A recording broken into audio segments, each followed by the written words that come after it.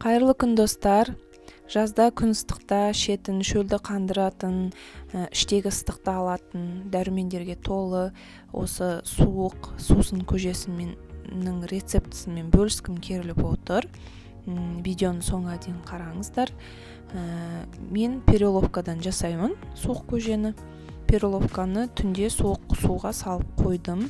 Мінекей көріп тұрғандарыңыздай, бір кесе переловкадан 2 кесе өсіп шықты. Енді кастрөлді алып, соған саламыз. Үстіне суық суды құйып, үлкен отта қайнатамыз. Қайнағанға дейін үлкен отта пісіретін боламыз.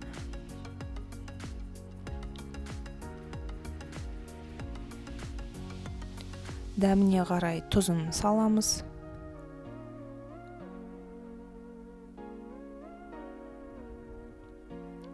Қақпағын жауып, қайнатуға қойып қоямыз. Мінекей қайнағаннан кейін астындағы отын баяулатып, қақпағын сәл ашық күйінде қалдырамыз. Дайын болғанға дейін.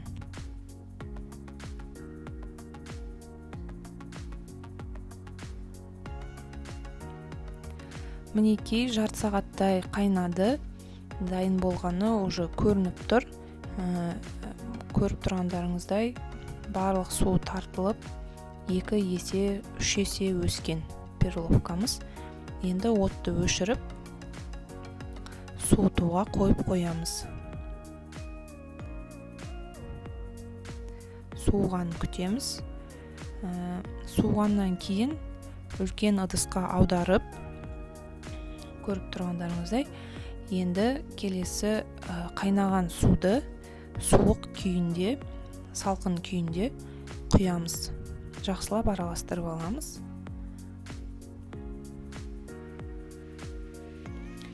Тағыда үстіне 1 кесе салқын сүттен қосамыз.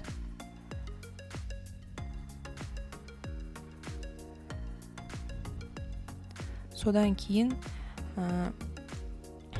айрандың майлығы аз айранды алып, 1 литр айранды қосамыз.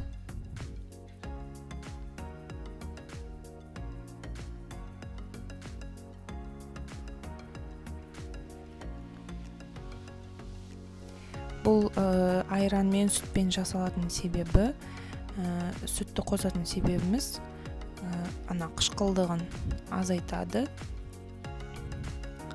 Денсаулыққа да өте пайдалы ақ.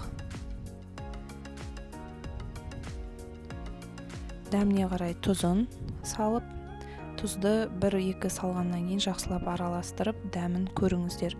Көп салып қоймаңыздар, ашты болып кетпесін. Содан кейін холодильникке қойып қоямыз.